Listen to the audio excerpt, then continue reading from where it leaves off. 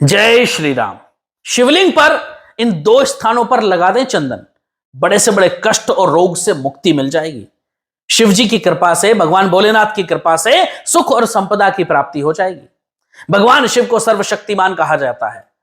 कहते हैं कि सृष्टि के पालनहार करने वाले भगवान विष्णु भी भगवान शिव की आराधना करते हैं। माना जाता है कि देवी देवता भी घोर संकट आने पर भगवान शिव की, महादेव की शरण में ही जाते हैं। शिव जी को अविनाशी, सर्वज्ञ, मंगलमय माना गया है, जिनकी पूजा करने से व्यक्ति को सुख, समृद्धि और संपन्नता की प्राप्ति होती है।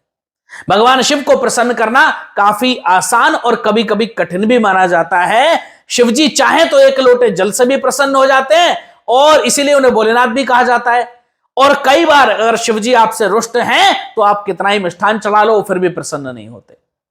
शिवलिंग पर जल चढ़ाने के कई नियमों के बारे में विस्तार से शास्त्रों में बताया गया है। शिव महापुराण में भी इसका वर्णन मिलता है।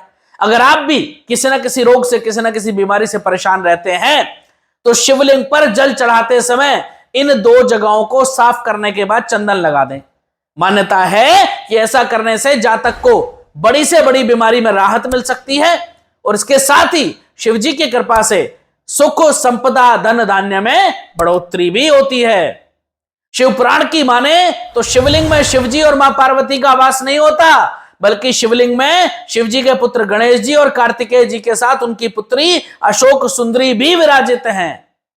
इसलिए शिवलिंग में जल चढ़ाते समय कुछ स्थानों का अवश्य ध्यान रखना चाहिए।